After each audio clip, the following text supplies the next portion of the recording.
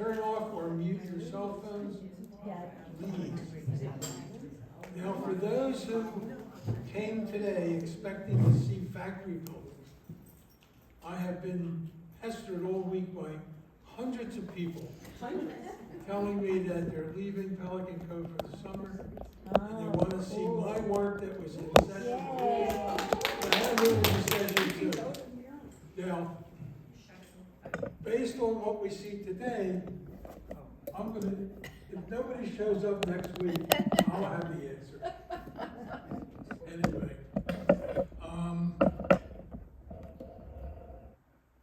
today's lecture is going to be about some of my work. I was in professional practice for 52 years, and over that time, I did over 1,000 projects. Wow. So I'm only going to show you 900 today. No, seriously. I picked out about a dozen, talk about them. They're broken down into categories. They're not in chronological order. For whatever reason, it doesn't really make any difference. Anyway, I'm going to talk about a couple school buildings. During when I first went into practice, I had a partner by the name of Tim McGee.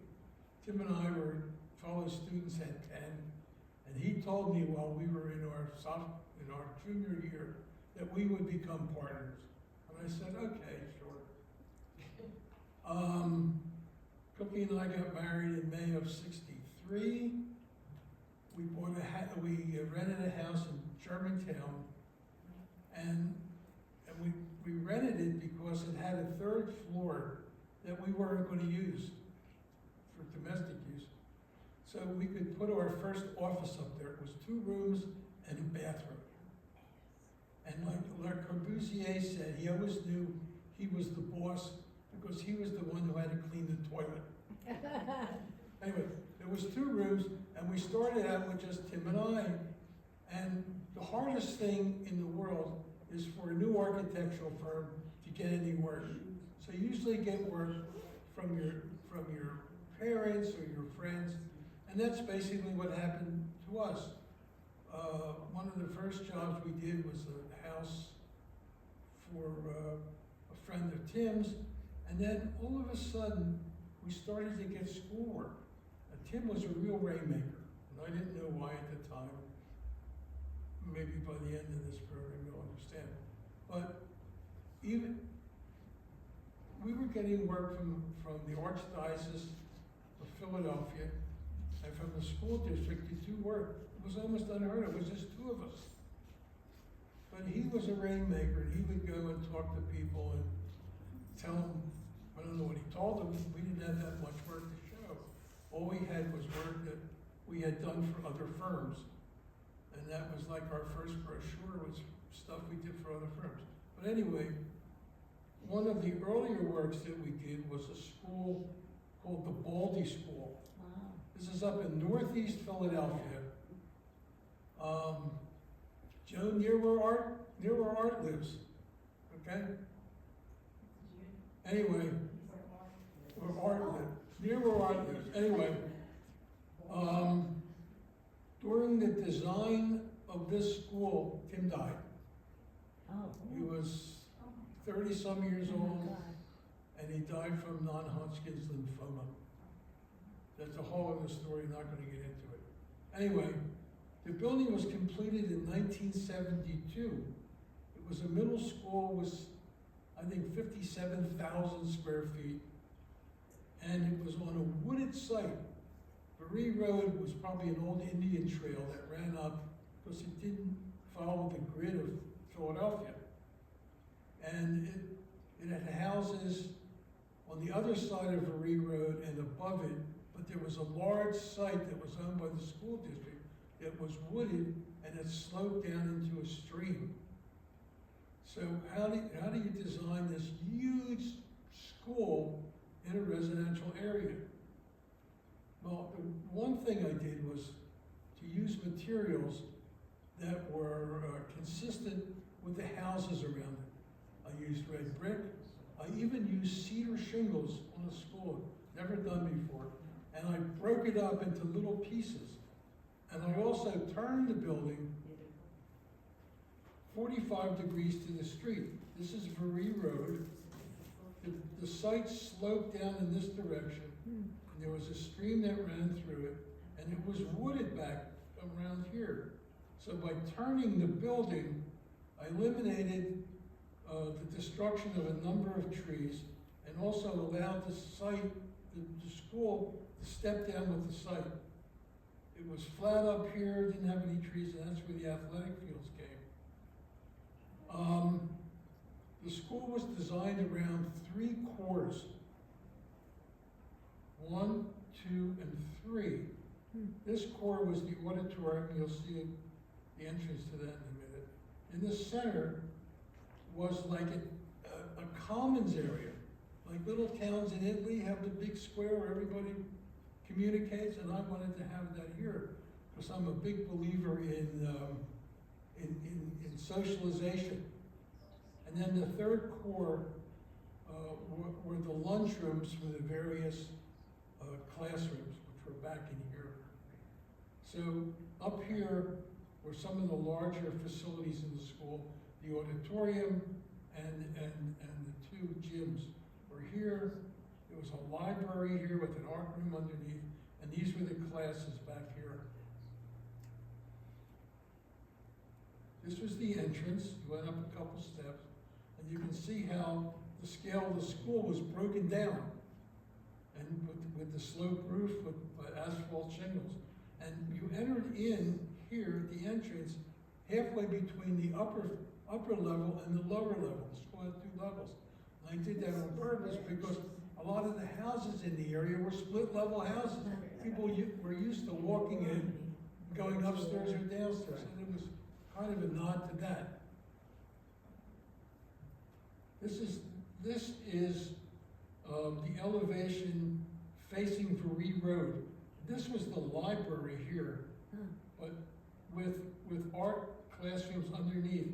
And I left this open so that the kids doing artwork in warm weather could go outside and do it, and I put a little amphitheater in here, so this covered outdoor space could become a stage. So in case they wanted to do performances during the school year, or even after, during the summertime, it was a facility for the neighborhood that wasn't in the brief. I added that.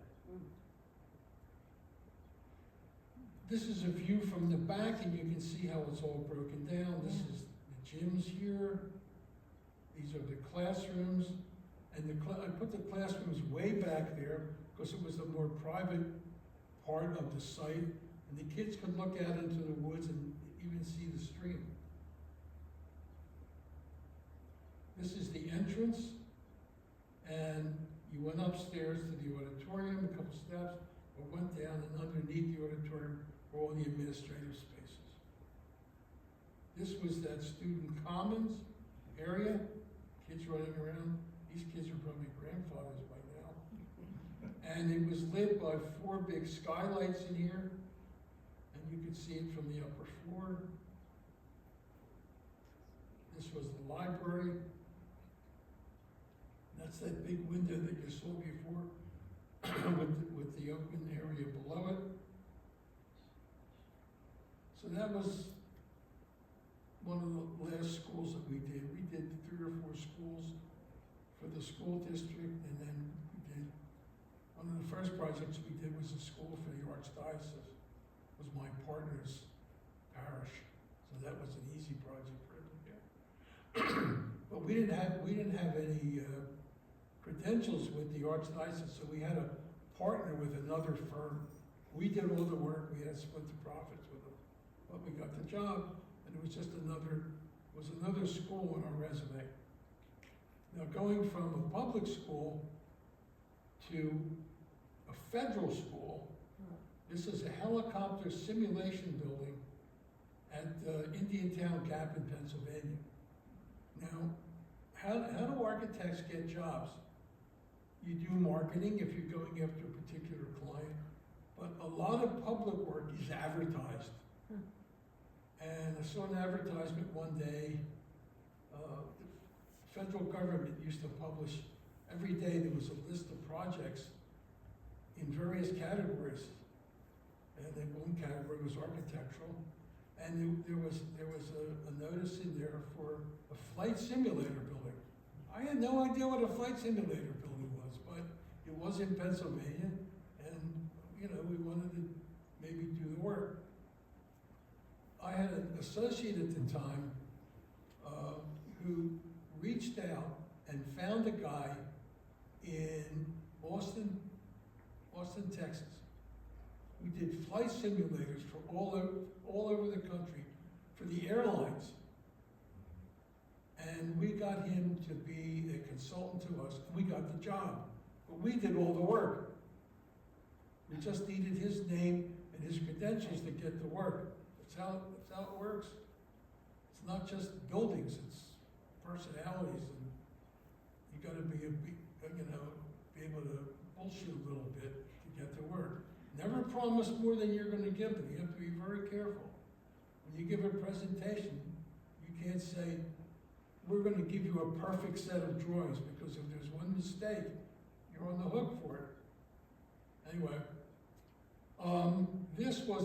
they already had a flight simulator building. It was back here. You see this little building back, a brick building, and this had like a yellow metal cornice around it. It was kind of dumb. But I wanted this new building to at least be in scale with the existing building. So we did this building out of brick in 2 colors, and when we got up to the top of the building, I changed the color of the brick to kind of be reminiscent of that. And I also added a little bit of decoration. I always like to put some decoration in the building, and usually by the use of how that material is used. Either change the texture of it, or change the color of it, but just to get something more visual in it. So this was a classroom building for Air National Guardsmen from all over the country, and even internationally, because they taught the Israelis how to fly some of these helicopters. I walked in one day, and on the board was all written out in Hebrew, so I knew the Israelis were there. For the entrance, gives you a chance to put your umbrella down if it's raining. And these were airmen, they were tough, but we had to do it anyway. This was the lobby, and we carried the brick inside, and that was the same decoration that happened at the top of the building. I walked in one day and found this old simulator in here, and they must have pulled it out of somewhere. The materials were pretty simple, because the budget for this entire building was $5.2 million.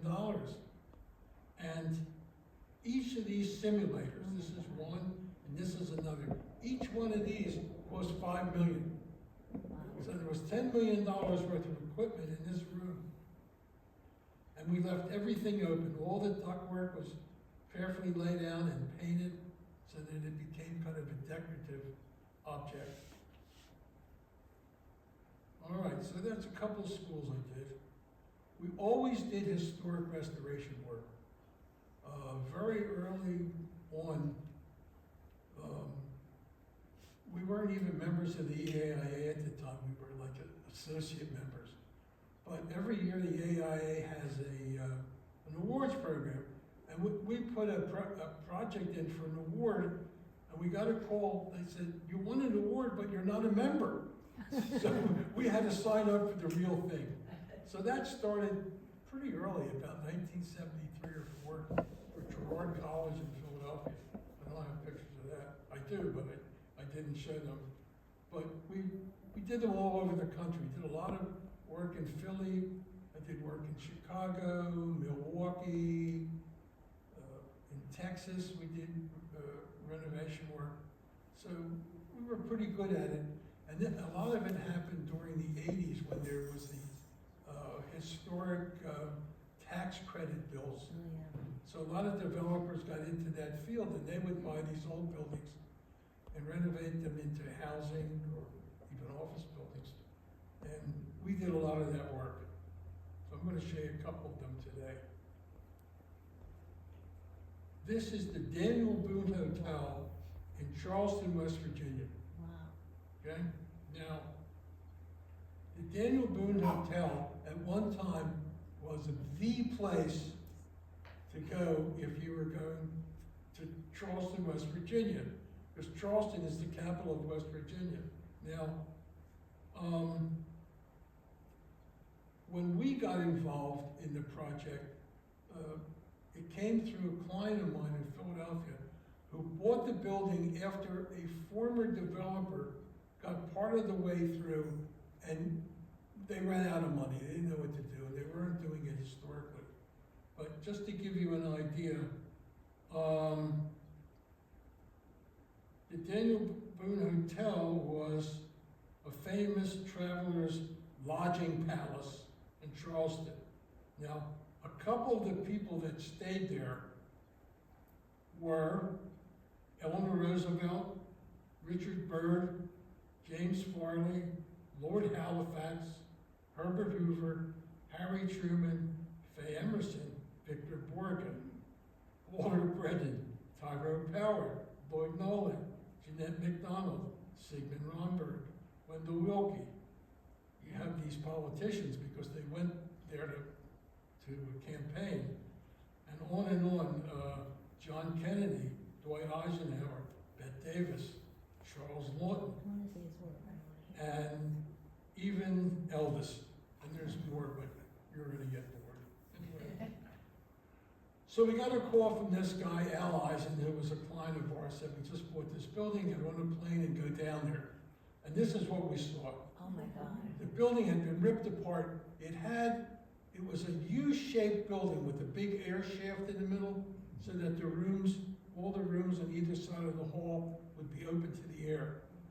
But the previous developers decided they were going to put an atrium in here, and they actually had a skylight on there already. So it was closed in, but they had no idea what they were going to do. So from this, we did this. Wow. All right? Now, how do you fill up a 10-story atrium with offices around it? Well, you can't fill it up with people, but you can fill it up with an object or noise. So I figured Charleston, West Virginia is in the mountains of West Virginia. It's between two rivers. So let's design a fountain that's kind of allegorical to the rivers and the mountain. And as the water runs, it makes noise. So there's always something happening. So that's what this thing is. I love It's that. a fountain. It starts way up here, and it runs down, and it goes through a couple channels, and then there's a couple of pools here. People can sit on these steps, and eventually the water comes out of that lion's mouth. He's amazing. And then, we needed something else in here, so I love the we clock. found this old clock, Great. and this wound up on the cover of an airline magazine. Huh. So we knew we were doing something right. Now, this was all new space, and the client wanted the historic tax credits. So we could do anything we wanted in the new space, because it wasn't there before. But in the existing lobby, which was in pretty bad shape, we had to restore it. So we brought it back to what it was. An interesting thing was that the sons or grandsons of the original subcontractors that worked on the Daniel Boone, some of them were still available. Like the plasterer who did these column capitals, because we picked up some of them in the new space, he was available, and the grandson of the man who did this original travertine floor was the same guy that did it in the lobby. Wow. So I don't know if he had the formula still, maybe, but we did a whole series of samples until we could match it exactly. So this is another view of this big 10-story atrium looking back into the lobby. This is where you enter the building. that clock. I love the clock. It's the clock that was on the cover of the magazine.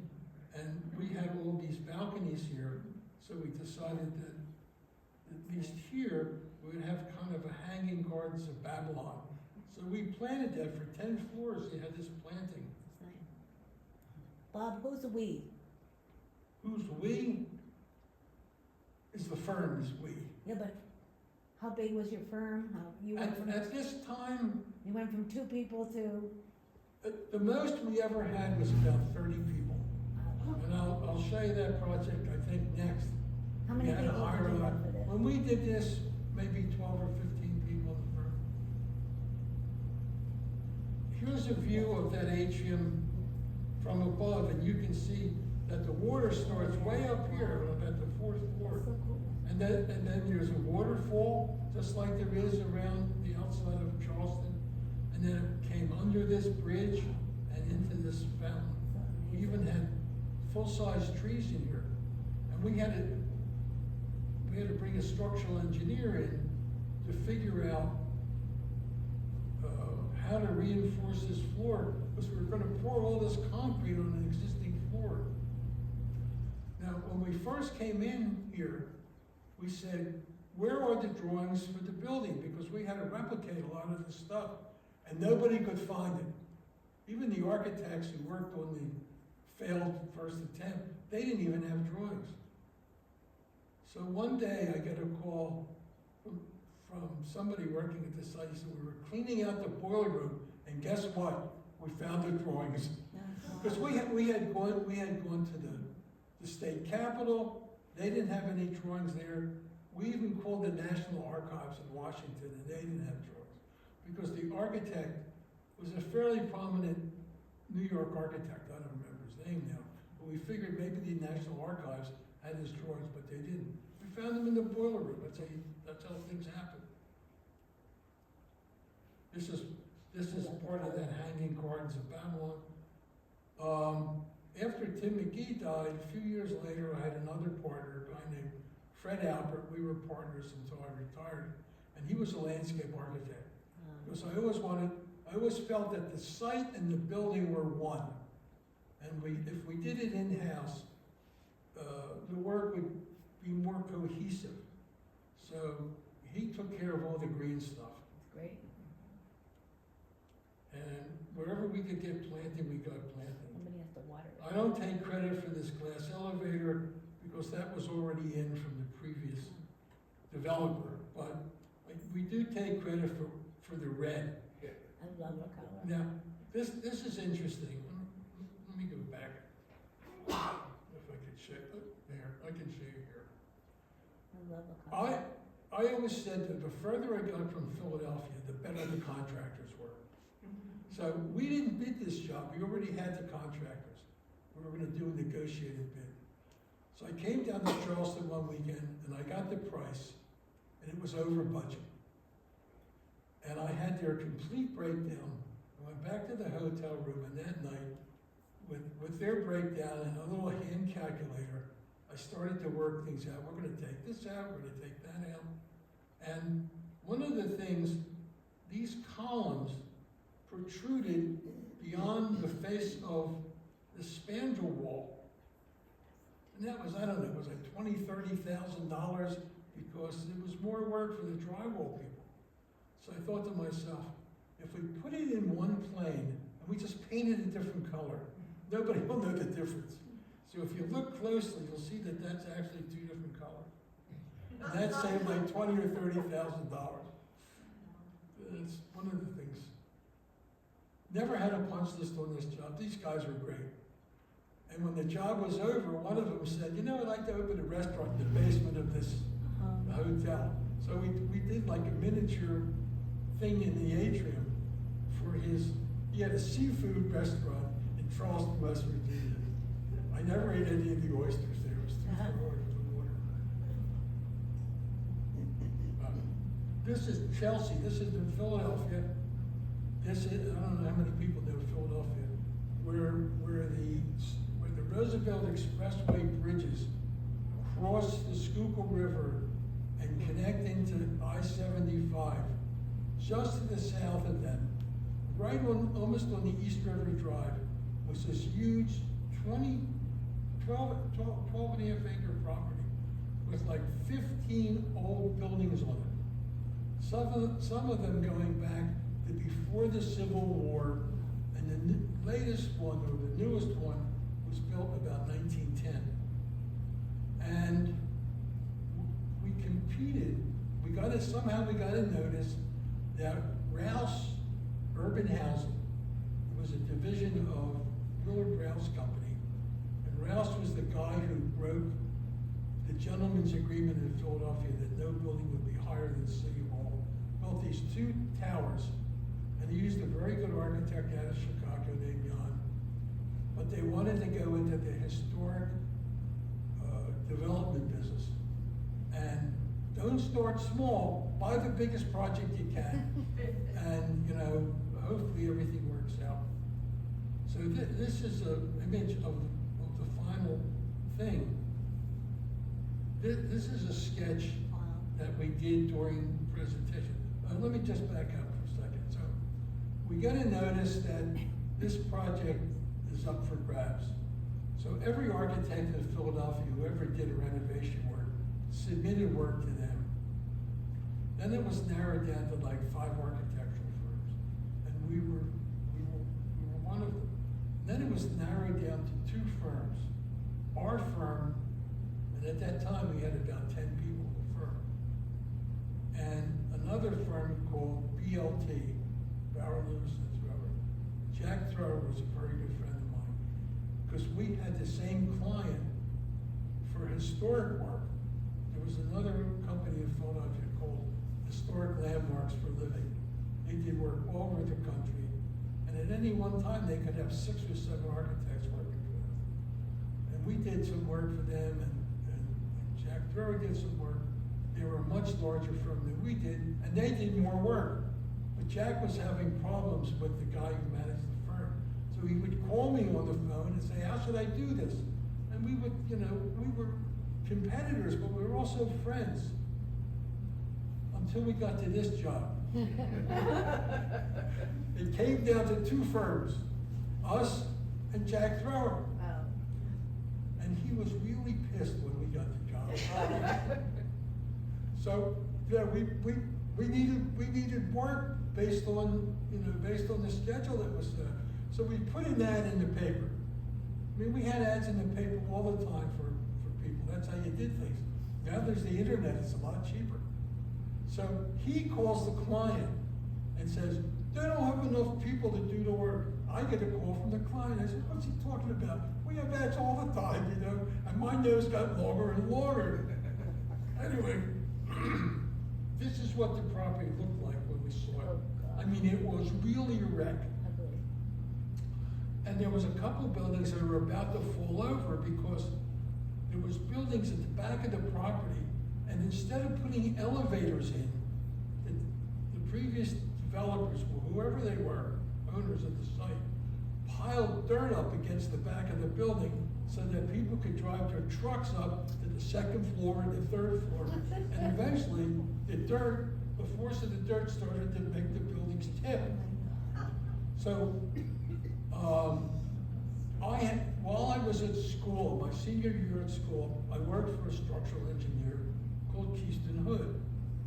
Now, Nick Giannopoulos, who was one of the partners in Keystone Hood, was also on the state historic something committee, and he had a lot of pull with the state. We had to tear these buildings down in order to make it work. We just didn't have the budget to straighten the buildings out. So I hired Nick as the structural engineer so that he had some influence with the state, and we did get permission to tear some of these buildings down.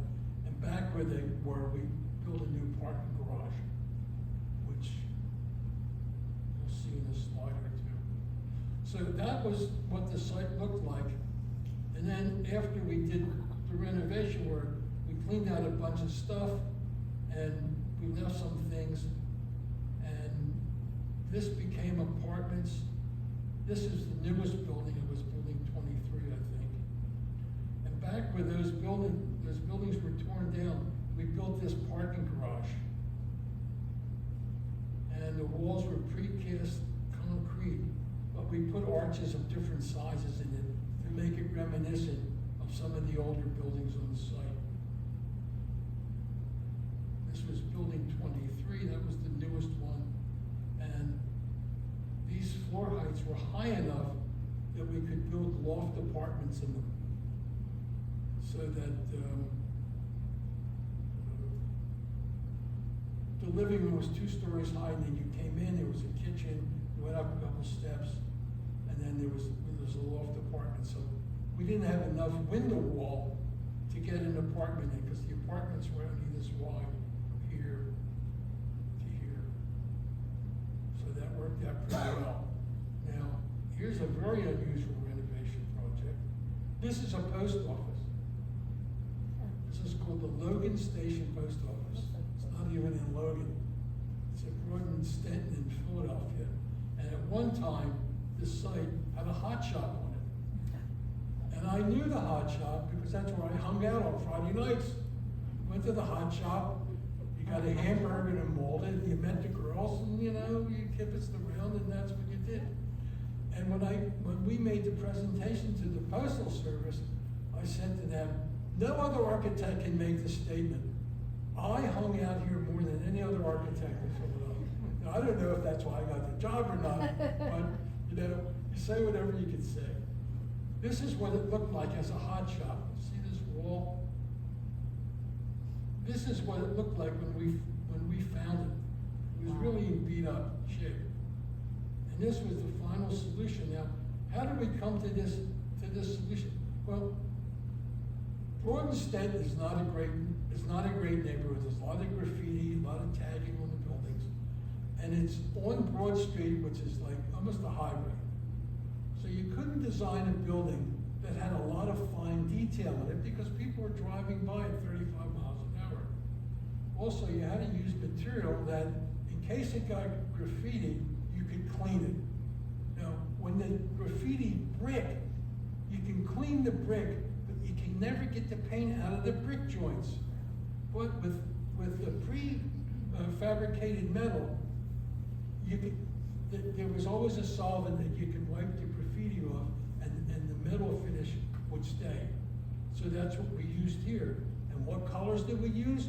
Red, white, and blue, which I thought was quite, made sense to me. This is that wall we saw in that previous photograph. We took the top of it off. So, and this actually won a design award in 1980. All right, so what happens with architects, based on what kind of work is prominent during that particular era, you go from building type to building type. We stopped doing schools because the school population dropped, and the school district wasn't building any more schools. Then there was this tax credit bill, federal tax credit bill, and there was a lot of historic stuff. So we started to do that stuff. Later in the practice, as I was getting older, I felt that everybody deserved a decent place to live. So we then got involved with a lot of subsidized housing for the elderly, public housing, and subsidized housing. You'll see some of that in a minute. This is actually public housing. This is part of Raymond Rosen. This was one of the huge public housing projects that was built in Philadelphia and all over the country after World War II. And they built these high-rise buildings, and they were not fit for people to live in there because the adolescent kids have no rules. And we came up with this idea called defensible space. If somebody had a unit and you had ownership of that space, like if you did a house and you had a gated front yard, you had ownership of that yard. But people living in high-rise buildings didn't have ownership of the corridors or the stairwells or the elevators. And that's where all the bad stuff happened. The drug dealing and the peeing in the elevators, all that stuff happened there. And it took them like 30 years to figure this out. So the Philadelphia Housing Authority started to tear these things down and build low-rise housing. So we were hired to redesign Rosen. And the first thing, we came up with a master plan, and there was low-rise housing in these 4 high-rises. The 4 high-rises went. The low-rise housing we fixed up to look like the new stuff that we did. And this was the master plan of it. So you can see, I mean, it's half a dozen blocks in North Philadelphia. And this is what some of the new housing looked like. There was an entrance to it. There was 2 rows faced each other. And we were almost told what material to use. They said, we want you to use vinyl siding. I hate that material. So I told one of them, the project manager on this project, I said, we're gonna use vinyl siding like nobody else used it. We're gonna use different colors and different textures, and we're gonna make it look decent. And I think it turned out pretty well. So all the kids in public housing, so that the playground became very important. So this is public housing. Then we did another project in Philadelphia, and I said to my wife one day, I think we're rebuilding North Philadelphia because we keep doing these jobs. And this was a job called C.B. Moore Phase 2. Somebody else did Phase 1. C.B. Moore was a politician in Philadelphia, black politician. And Cecil B. Moore, they named a street after him. And he lived in this area, so they named this development after him. So we were told that the project was new housing and renovation of a lot of stuff, a lot of existing housing that was actually designated historic. So this was an example of, and we were told that the houses had to be next to each other. Adjacent? What's the name of it? Attached. Attached housing, right. So this is actually 2 houses. So we used brick and concrete block, but in 2 different colors. Yeah. We put front porches in it because it's very important for people who live in town to have a front porch. Why? They can sit, commiserate with people walking up and down the sidewalk. They can sit there and make sure the kids don't, do something in their front yard. And you can see that their front area is very well designated. That's called defensible space. And it really worked out pretty well. This is the site plan. You can see it's a pretty big area. Temple University is right over here. And you can see the lighter yellow are the renovated houses, and the darker yellow are the new houses. So we had these duplexes, one next to each other, and every once in a while we had a corner house, so that became, we had to redesign that house so it had a corner. So one entrance is on this side, the other entrance is on the other side. But using the same vocabulary of materials, 2 different blocks, 2 different colors, brick in the block. And this was Cecil B. Moore's house. This is actually a restoration. This is the only part of the house. We kept the front elevation, the back of it was a wreck. So that was all torn down and rebuilt.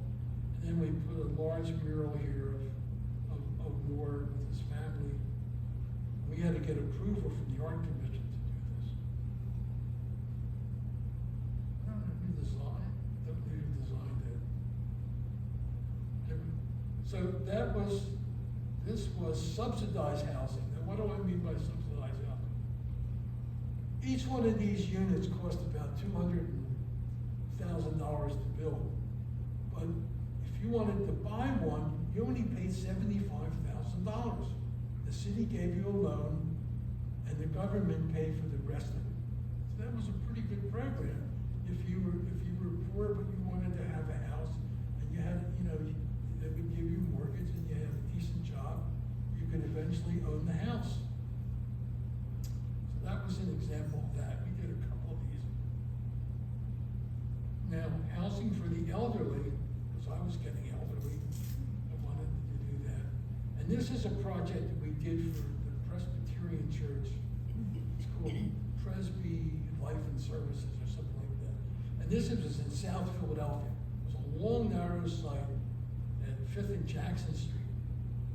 And most of these, because the money came from the federal government under a program, there was never a lot of money in the loan that the nonprofit developer would use to build this thing to do anything decent. I said to the guys in the office, we're gonna do something that nobody else has done. We're gonna take every possible way to make this thing better at very little cost to get ourselves way away from what everybody else did. And what happened at the end, the people from HUD would bring other architects around to look at this building. What did we do? We made it out of brick, that was de rigueur, but we used 2 different colored bricks. We broke the elevations up to give the building, to break the scale of the building down, because there was a lot of little 2- and 3-story row houses around. This was across the street from a park, so that helped a little bit with the scale. But you can see how it's broken down.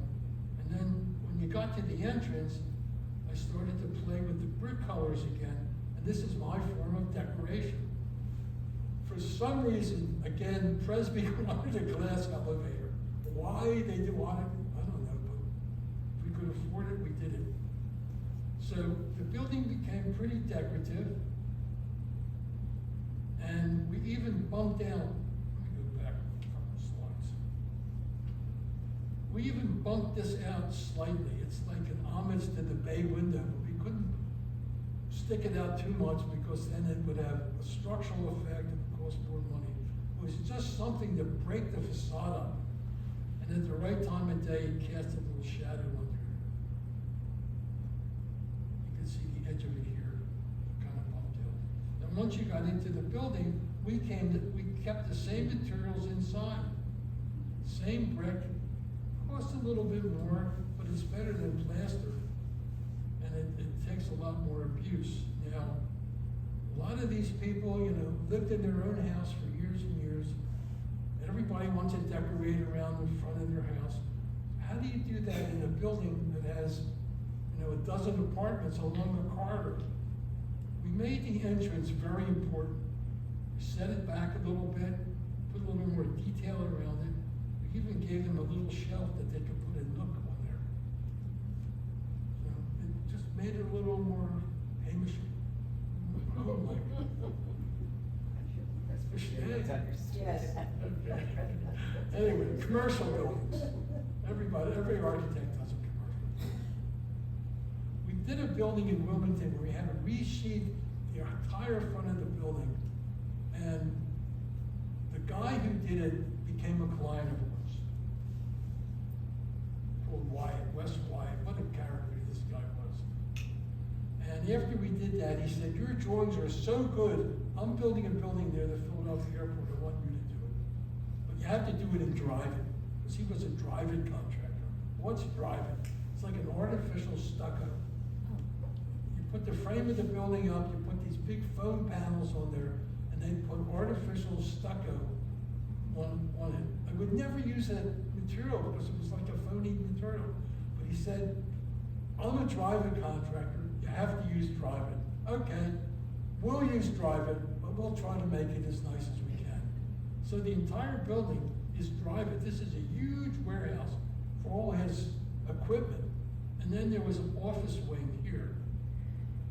So we didn't want to use drive-it. We wanted to use a better material. So we used granite right at the entrance. And we made it really open.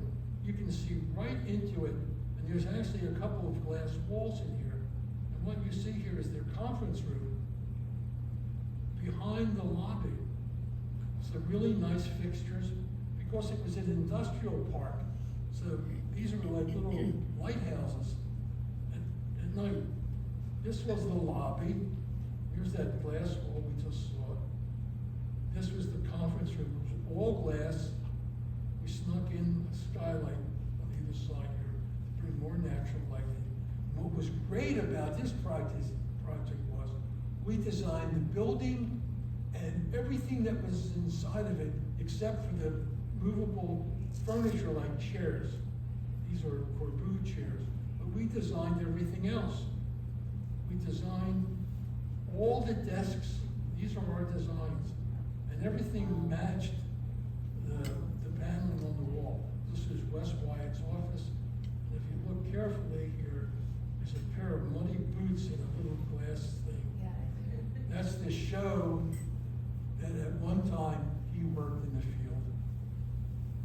And he was a great client. Anyway, another commercial building is this Philadelphia Corporation for Aging Food Distribution Facility. Now, PCA provides services for the aging, not housing, but everything else. Psychological services, food. They provide Meals on Wheels. And this facility was for that. This was in a terrible site in North Philadelphia, near where old Shibe Park used to be. And there was just lots and stuff around it, a lot of tagging. And again, we said, got the graffiti problem, well, let's do the building like we did the post office at the same project architect. We're gonna do it out of corrugated metal. That way, if it gets tagged, we can clean it. And their corporate colors were green and yellow. So guess what color the building was? Green and yellow. So the building actually had two parts to it. One was the part where they put the meals together. And there was a little wing here, 2,500 square feet of an emergency office in case there was some kind of huge power outage for their main office that was important in Wallace and Philadelphia. There was desks and chairs and computers and everything set up here. In case they lost power there, they could come to this little facility, at least operate for a couple of days or a couple of weeks if they had to. Okay, so the building was kept very simple, not a lot of detail, but whatever we did was quite dramatic. Their logo became the signage on the building. The windows were the same bright yellow, and then the window wall, there's a series of offices here, and then a big workspace behind it, which you'll see in a second. So these were little windows for the offices, and they were set back. And then this little overhang got wider and wider at the entrance. So now once you come in, here's this big workroom. Now, over here were a series of huge, there was a freezer and two large refrigerators that were big enough for forklifts to go in and out because the food came in on pallets. And then they had to be assembled here on these work tables. So the food came bulk here, all the meals were assembled, and then they went out to the various trucks, and then they were delivered once a week. I think there was meals for the whole week for people. And this is that little corridor. These are the offices. Here's the workroom here. And there was borrowed light. Let me go back one. There was borrowed light. There was light here, so you had natural light. And we had borrowed light from those little windows in the front, which came through the offices and then into the workroom. So while you're working, you knew whether the sun was shining or it was raining. But we kept everything very simple, kept the same color palette. All the ductwork was exposed because it was a work building. We did a bunch of playgrounds because my partner was a landscape architect, and a lot of that had to do with landscape work. I'm going to show you one. This was in Manayunk in Philadelphia, called the Herman Terrace Playground. Now this site was once a church that burned to the ground except for the foundation walls, which were stone.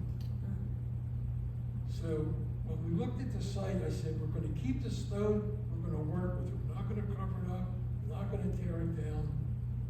This is an homage to the heritage of the site. Because, you know, a church in a neighborhood is an important building in any neighborhood. So I didn't want to dismiss that. This is what the site looked like when we saw it. Wow. So Manayunk was an industrial area that sloped down to the Schuylkill River. There was a canal there. And in the last half of the 19th century, it was the manufacturing place of Philadelphia. And that Chelsea project that you saw was just a couple miles south of here. So the canal was used. There may have been water wheels and stuff like that for power. And this building was an important building in the neighborhood. You can see that these are little workers' houses stepping up the hill. So again, the new design of the playground was going to be allegorical to the neighborhood. If the neighborhood was kind of a hill, then the playground would follow that topography, and the different areas would happen at different levels. It made it a little more interesting. So that was it before, and this was it afterwards. Kept that same stone. This is all new stone here. Let me go back a couple slides. And it had to be an office here. So this was new, and all this stuff was new. But all the rest of that wall, those arches, you saw that in that other photograph, the wall was just cleaned up. So that it had this kind of heritage to it. It was the new and the old, but it all kind of worked together. Now, in any city building, there's always 2% for art. So I didn't want to hire some guy to do some little statue in there that didn't mean anything. I was going to make the entrance to the playground the artwork. Okay? Yeah. Here it is. That's great. Right? So now I had to hire an architect. I had to hire a sculptor to do it, but I wanted to do it. So the architect was not allowed to be the sculptor. So what did I do? I found a friend of mine, Cohen Ironworks, when you could fabricate the thing. I designed the gate. He lied through his mouth. He went to the fine art committee who had to approve this thing. He brought a model along, and they approved it. We had already designed it, right? Here was a little model that we made of the gate, right? So once it got approved, now we were working in computers in those days. Everything was hand drawn. So what did we do? Our office at that time was on the 30th floor of the medical tower building. We had this huge lobby. We laid down brown paper on the lobby and actually laid this stuff out, full size, each of these 3 or 4 different layers of sheet metal, and drew them. I had a draftsman. It was one of my students because I was teaching at Temple at the time. You know, he took this and somehow he got it to work. And we gave each of these layers to Cohen, and he fabricated it, and they built it. And everybody was happy. This is it. Now, I have to modestly say that this playground won 3 design awards. Won the City of Philadelphia AIA Award, won an award, the State of Pennsylvania AIA, and it actually won a national award from the American Society of Landscape Architects. Please. And it was published in the ASLA National Journal. Okay. So now we're going to talk about a couple of houses. Now, a lot of architects specialize in houses, and those people are nuts. because I never wanted to do a primary house for a client, because early in our firm, we did one of the first jobs we did was a small house in Chestnut Hill, and you'll see that house in the wintertime because it's part of this program I'm giving on breakthrough buildings. But that house worked out pretty good. Then we got another house for another friend of Tim McGee's, and this guy was a very wealthy guy. He worked at a friend's school. Money didn't mean anything to him. And we designed the house, and he decided that it was too expensive, and we wound up never building the house. And more divorces are caused by couples trying to build a house, because the woman wants one thing and the husband wants another, and they wind up building the house and getting divorced. I didn't want that. But I figured recreational houses are like almost throwaway things. People don't get that involved in it. They let the architect maybe have a freer hand, because they're only going to use it a couple months a year. So you're going to see a couple of those houses here now. Okay, now. Oh, wow. All right. I love it. This is the first house that I ever designed on my own. Right? I love the glass. I had a very good friend, a guy named Leroy Elman. We went through high school. We went through high school together. We played football together. His uncle owns a summer camp. He was a counselor at the camp. I was his co-counselor. I mean, we were like joined at the hip. He came to me one day and said, "There's a piece of ground in the Pocono Mountains. Uncle Bill's going to buy half of it. We're going to buy the other half. And we're going to build a house up there." Because I really got to love the Poconos working at Camp Canonensis. Fine, we're going to build a house. So we go up and look at the site. I see it's slopey. We got an idea of where the house should be. Now, how did two guys, and we were going to build it ourselves, how did two guys build a house who never built anything before, right? We're going to prefabricate the house. Okay? Now, this is a photograph that appeared in the Philadelphia Sunday Bulletin after the house was built, because it got a multi-page spread in the bulletin. And they sent a photographer up. This is me in the red shirt. This is Tim McGee, my partner at the time. And this is the finished building. Now, I had graduated from college. I graduated from graduate school. I went into the Army for 6 months. I came back. I was a bachelor. I'm moving out of my parents' house. I moved into Center City, Philadelphia, right? So I could walk to work. I moved on Clinton Street, one of the most fashionable streets in town, up the street from Louis Kahn. And I had my bedroom. I put a drafting board in the bedroom, and I started to design this house. I'm not going to belabor you with all the drawings, but this was a sketch that I had done at the time. This was basically the site, and this was Lake Wallenpaupack. Wallenpaupack is the largest man-made lake in Pennsylvania, and it's used for power.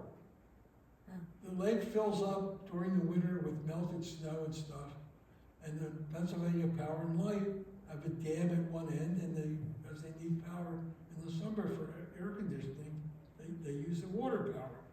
So this was the house. So I figured if I design the house and I prefabricate it, and we make all the beams and the columns to the right size, and we drill the holes where they have to be, and we bolt it together like a big Lego thing. Lego wasn't even invented. The building will at least be, it will be level, it'll be square, and it'll be plumb.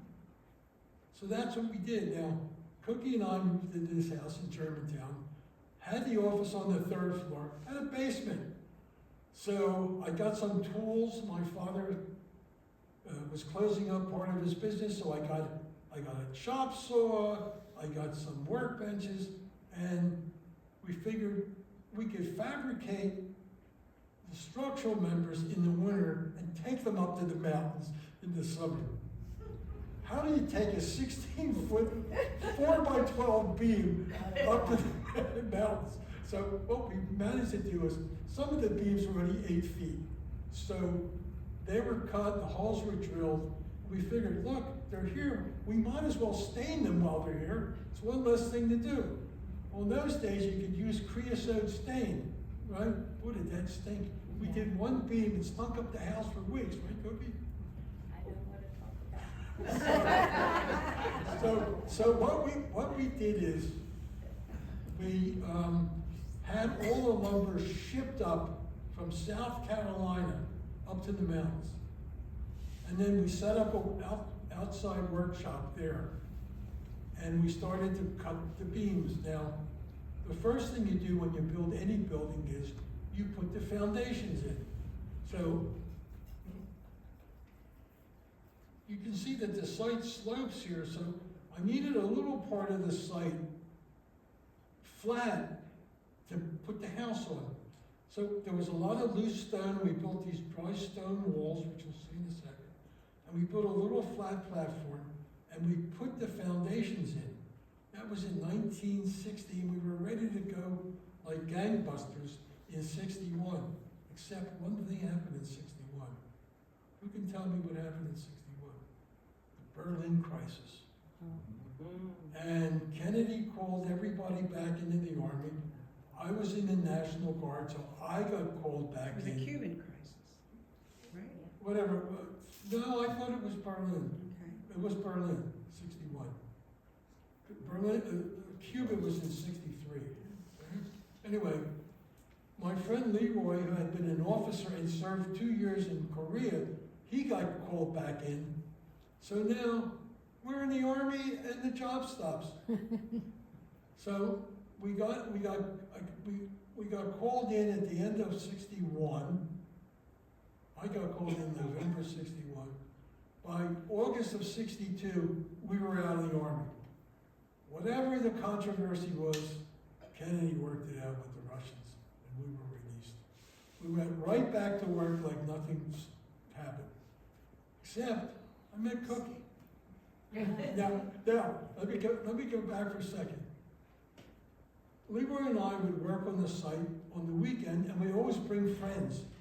So we borrowed a tent from Uncle Bill from the camp. It was a 16-foot square Army tent, squad tent. We built a 16-foot square 2x4 and plywood floor, so it was level. We put the tent on top of that. My parents had just moved back into Center City.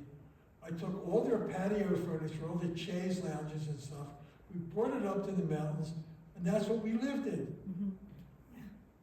I got married. I couldn't drag Cookie back to live in a tent. So we continued the building process, but we bought a trailer. And we fabricated all the material up there. And when all the material was finished, called all the friends and said, we're having a barn raising. And in one day, we raised the house. Wow. This is a typical pedestal. There was 16 of them. Put the block down. This is what held the columns. This is the first beam. This is the first floor framed out. Wow. This is the floor with the center columns here. And we went up. Wow. And by the end of the day, the entire building was framed out one day. Okay. It's amazing. Now, What are friends for, right? by the end of 1964, we had the roof on the building. Now, we had no cranes. All we had was ladders and 2 guys with strong backs and weak lines. So what we would do, I wanted to get the roof on first. So during the summer of 64, we worked on the roof. And Leroy and I would go up here in the morning. We would tie ourselves around the waist with a rope and tie it to one of these beams. At lunchtime, Cookie would send lunch up in a bucket. We would pee in jars. We wouldn't get off that roof all day long, and we just first we nailed on the 2x6 boards, and then we nailed on the shingles. And I can remember nailing these shingles on in September of 1964. The Phillies were in first place. All they had to do was win one more game. They lost that game on that Sunday in 1964. Anyway, so this was the house in the winter of '64. Yeah, he was just young. This is the finished interior of the house. That's so nice. And we did everything except we didn't sand and varnish the floors, and we didn't put in these big sheets of glass. I'll show you how that worked in a minute. And we didn't put the fireplace in. We did everything else. We did all the lighting, all the plumbing. And this is another photograph that went into the newspaper article. There's Cookie pretending to cook lunch. Oh my God. There's Leroy with his dog Stubby. Yes, him. And this was a simple house, but it was very sophisticated because of the structure. The columns were done out of 4x4s, so there was room in the center to run wiring up. So all the electrical wiring ran up here, because the finished floor was the floor and the ceiling. There was no way to hide wiring, so it ran up the column. And then there was a hollow structural element here that held the glass and was a way to fashion these panels that opened, and the electrical wiring could run up here and then run this way, because we had electric heat in the house. And everything was integrated. The lighting fixtures were in the columns, even the convenience outlets were in there. But I got a call one day, I was at work one day, and I got a call from Leroy. He said, "Sit down." "What's the matter?" He said, "The house burned down." In 1967, the house burned down. It was during the hunting season. There's a number of theories on how the house burned down. One of them was that the Ku Klux Klan had seen the article in the Sunday Bulletin and didn't want a couple of Jews up in the Poconos, so they burned it down. Another theory was it was hunting season, and a bullet may have gone through a little storage thing that we had, hit a can of gasoline. That's just two theories. There may be others. I don't know. Anyway, so that was it. I didn't want to the first thought was to rebuild into two separate houses, because we were already married. Leroy wasn't at the time. But the prices came in too high, and we weren't going to build it ourselves again. So I sold him half of the property, and I bought a sailboat. And that almost ended my marriage. The name of the sailboat was? The name of the sailboat was the Titanic. Well, that was the first sailboat. The second sailboat was called the Eleuthera. And you'll see why in a second. Anyway. I can't believe it was burned. So it burned down. Now, Eleuthera, where'd that name came from? That, the burger house. That's right. I still consider this the best thing that I ever designed. Really? Sometime in 1971, I get a call from a woman named Carolyn Berger. We were friends with her daughter, and we were friends with them, Caroline and Harold Berger. He invented stretch fabric, made a fortune. They had a boat with a captain, and they sailed around the Caribbean in the wintertime. Get a call from Carolyn Berger saying, "We found this island of Eleuthera in the Bahamas. we bought a site, we want to build a house, we want you to do it, get on a plane. So the next weekend, I hop on a plane and I go down, and they had rented another house there. We went to the site. What the site looked like? It's a site, a piece of ground. Now, I always believe, and I think you can see in the stuff that I showed you, that every building is part of a larger content, Right. right? So how do you build something that's on on a piece of scrub ground with an ocean in front of it? If I built a nice little house, I thought it would look stupid there. So I had to look for something that I could hang a design on. Running down the island of Eleuthera is the Queen's Highway. This is the Queen's Highway. The next time it sees macadam will be the second time. But along the highway were a series of these concrete silos. Yeah. Now, they were used to store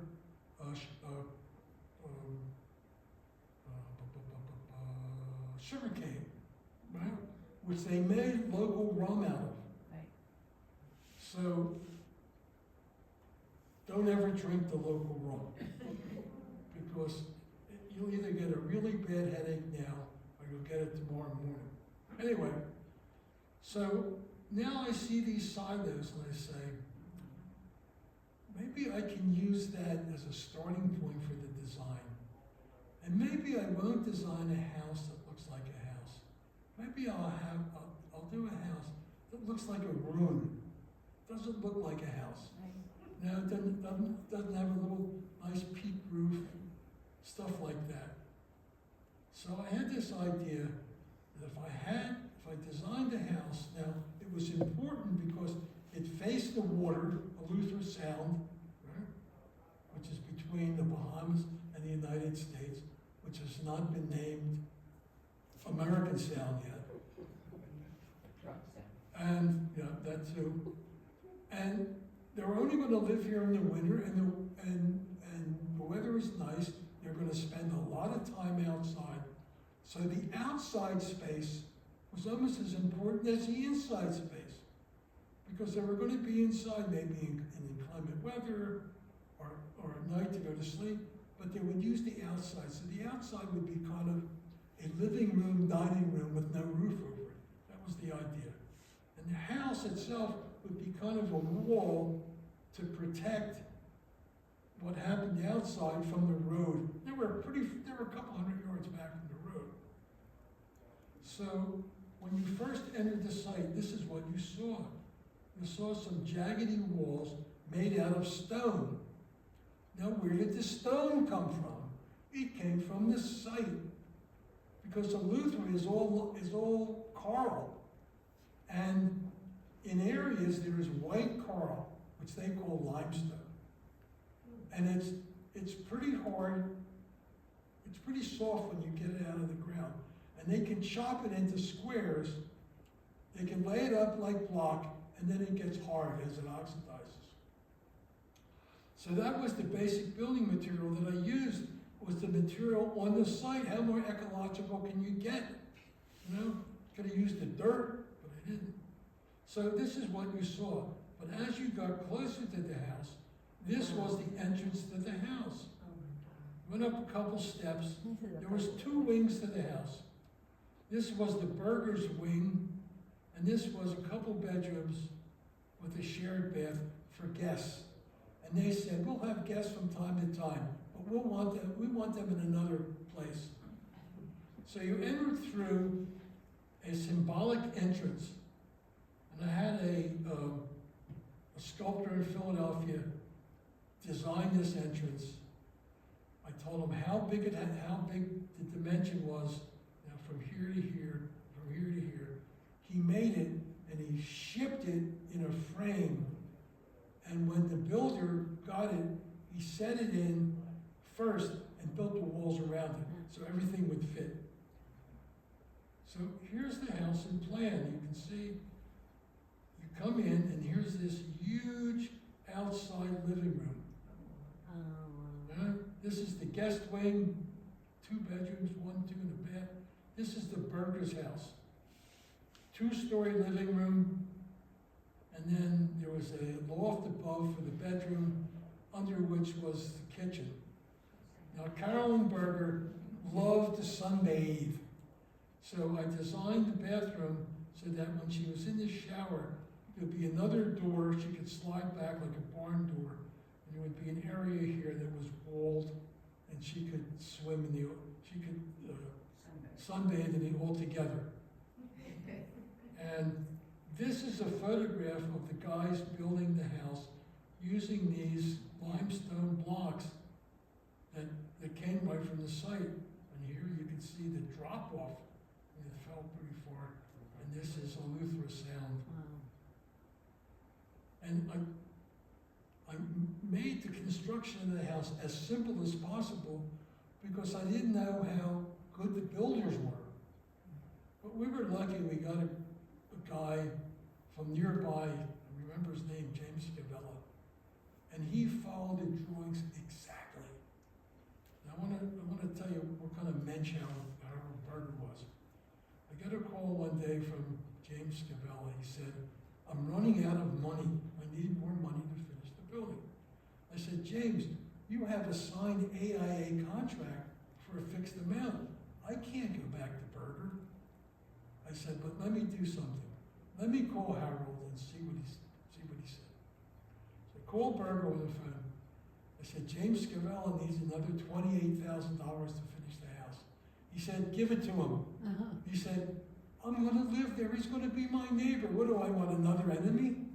And it didn't mean anything to me, and it was a really a great gesture. You know, if the guy was a hard ass, he could say, "I have a signed contract, I'm not going to do it."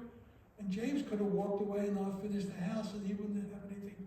But you know, we had three guys that wanted to work together: the owner, the builder, and the architect. And it was absolutely fantastic. He built the building exactly to the drawings, never had a problem with it. This is a close-up of that entrance.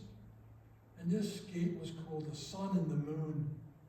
And I had seen this guy's work in Philadelphia. He did a gate right on Chestnut Street for a little park. I think it's 17th and Chestnut. I can't remember his name now. I hired him, paid him a couple $1,000, or Harold did, and he built that gate. So right behind the gate is a cistern. Now, the site did not have any water or sewer, right? So we had to try to collect as much rainwater as we could, because they could use the rainwater to wash and stuff like that. So the collecting pond also became an architectural feature, and the roofs were designed to collect the water and then dump it into the cistern. Here you can see these roofs would collect the water and then dump it into here.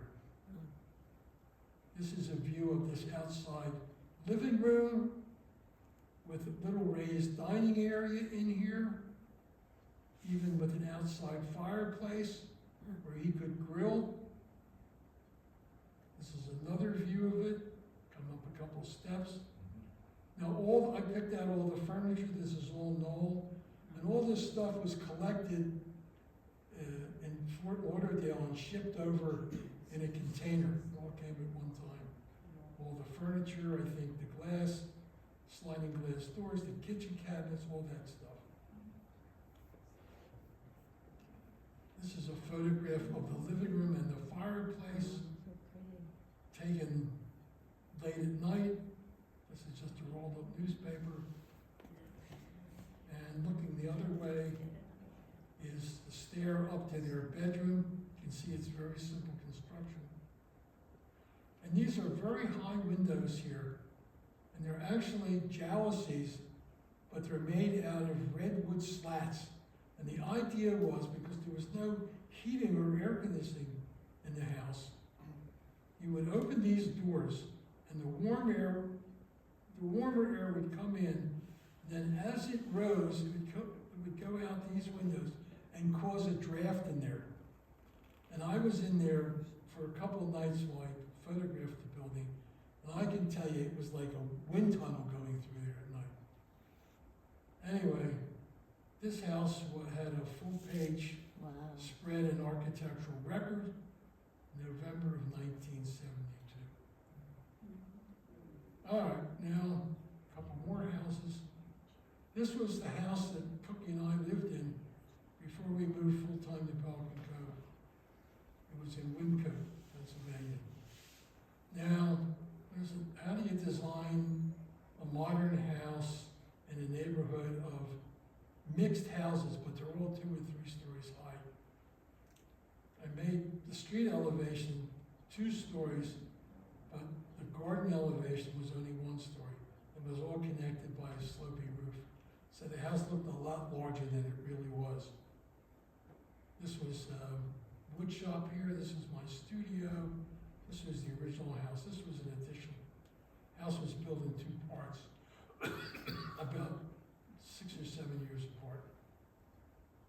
You can see by the window configuration, there was a lot of things going on here, but my drafting table was right here. So there was a window that I could look out here, but these big windows brought a lot of light into this space. So it was very private along the street, but when you went around the back, it was all open. Mm. The idea of the house was that you go through a sequence of spaces to get into the house. The site was fairly wooded, so you walked through the woods and you entered into a space that had no roof to it. That was the entrance. And you walked through those doors and you got into the entry hall, which was a room with a glass ceiling. This is spiral stair. Now you can see here this louvered door, and all the doors on the first floor opened up, kind of in a Japanese style, so that you could close the rooms up, maybe during the winter time and you wanted to save a little heat, or you can open them up when you had a party. So all the major rooms of the house, the living room, the library, the entrance, the dining room, became all one space because we had a number of parties every year, 30 or 40 people, and it worked that way. It worked much better that way. This is a view of the living room, again carrying the stucco that the outside of the house was finished in, mahogany ceiling, our grand piano, a couple of my photographs on the walls. Just a couple. Couple. Anyway, and looking through the open doors, this is our dining room, and the floors were tile inset with carpeting. This is some of our Nakashima furniture we got rid of. This is the connection to Cookie's painting studio that was on the first floor of that addition. And this is all our plants from our house in Cape May Point. They lived here in the wintertime. I built this skylight myself out of mahogany. Wow. Again, I love exposed ductwork. Yeah, I always like Now, from 1980 to 2015, we had a little cottage in Cape May Point, and that's where I went to get away from architecture. I just wanted to relax there. And I never wanted to do any work down there, but I had some friends who convinced me that I had to do a house for them. This was the Marcus house. Now the Marcuses lived right here, and the beach was right here.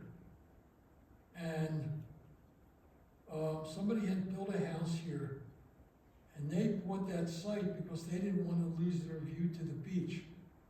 So I had to design this house so that they could see either around it or through it, but not lose their view to the beach. So it was going to be a house that they were going to rent and then eventually sell. And Martha Marcus, who was the wife of the couple, she ran the job. Her husband, I don't know, he was busy flying his helicopter. So, how do you design a house at the shore? Because there's a lot of them around, and some of them are pretty bad, like that one. But what I wanted to do was, again, to make the house fit in.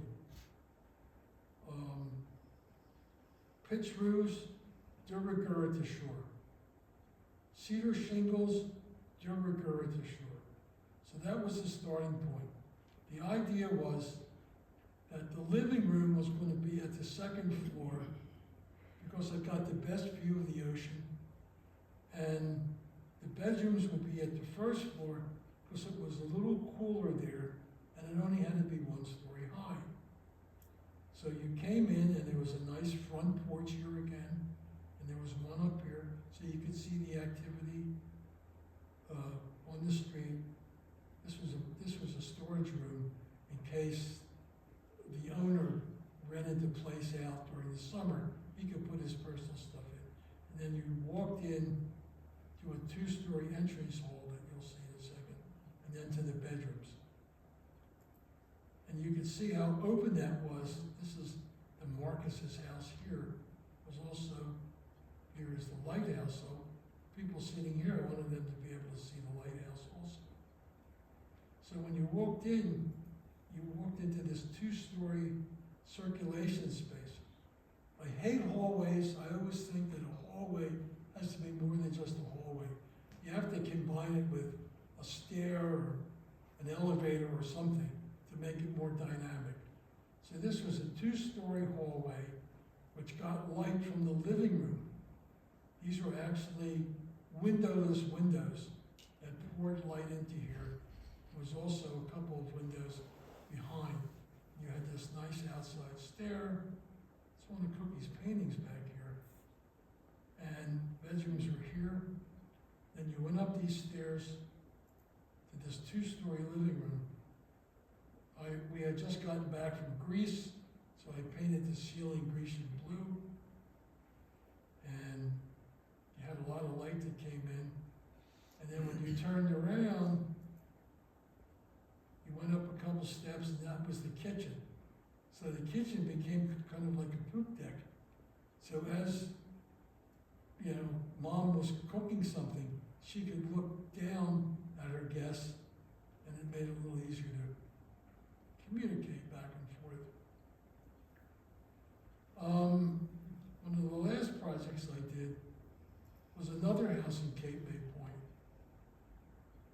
And I was recommended by the DeVore couple, by another architect, Joe Jordan, who was not practicing anymore.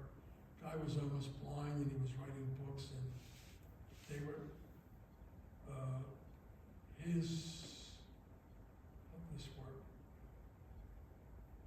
his father was a doctor, and Debbie DeVore's mother was his patient, something like that. They knew each other. And Debbie DeVore had interviewed like 15 architects. I got a call one day. Her house was literally around the corner from my office. So I threw some stuff together. We never did the house. We sat in the kitchen. We talked for about 2 hours. I showed her a bunch of other stuff that I did. By the time I was done, I had the job.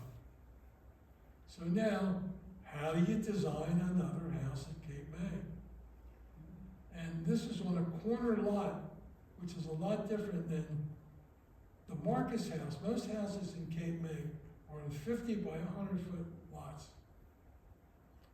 So you had two little side yards, and you had a backyard. On a corner lot, because the setback on the front was 20 feet, you had a 20-foot setback on 2 corners, which pushed the house back more.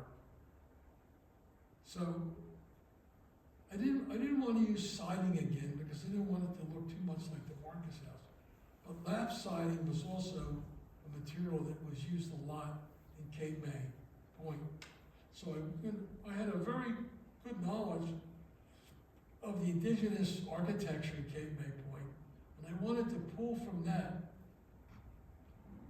So this is a little church that was actually moved from the bicentennial, from the Centennial Exposition in Philadelphia in 1876. It was moved from Philly to Cape May Point. It had siding, it was gray and it was white, had slope roofs, and I figured I could use that as a key to design. So this is an early sketch of the house. So it's actually 3 houses bumping together. Boom, boom, boom. This is 1 story. This is like a story and a half, and that's 2 stories. You can see the 20-foot setback here and the 20-foot setback here. This sketch shows the entrance here. On the final design, we moved it around to here, which made more sense. So I also designed the house this way so that they would have a private garden behind them. Because most people just had a garden in the back, it's like a backyard. And the other person's backyard from the next street looked onto that. But I wanted to do something a little more special. So this element here became the circulation space, and that looked like that. 2-story circulation space, a lot of windows. This looked into that garden. And these stairs were actually designed with the cutoff pieces from the roof beams. And they were cantilevered by these 2 stringers that ran underneath it. And these were Debbie DeVore's paintings. I didn't even know she was a painter until the house was finished and she hung all this stuff up. But back here, there was a series of guest bedrooms. Behind us is entrance into the master bedroom wing. That was that little wing you saw before. You went upstairs, you made a right-hand turn into the living room, and this was the living room, and these panels actually slid so that when the TV wasn't on, you didn't see it. And I designed this caseware, so it kind of stepped up. Originally, it was supposed to be done in like ash, so it kind of contrasted with all the white, but they cheapened out, just had it painted. But the ductwork was exposed again, everything was white. She wanted concrete floors, which you couldn't do because it was a wood frame house. I found the largest ceramic tile floors. They were 2 feet square, I think, or 3 feet square, and put them down. They did a wonderful job. And that was the living room. We turned around, and this was the kitchen back here, and above here eventually would become a little gym. This was their master bedroom. Again, exposed ductwork. Everything was exposed. The house was all white except for the fasteners, and they were all stainless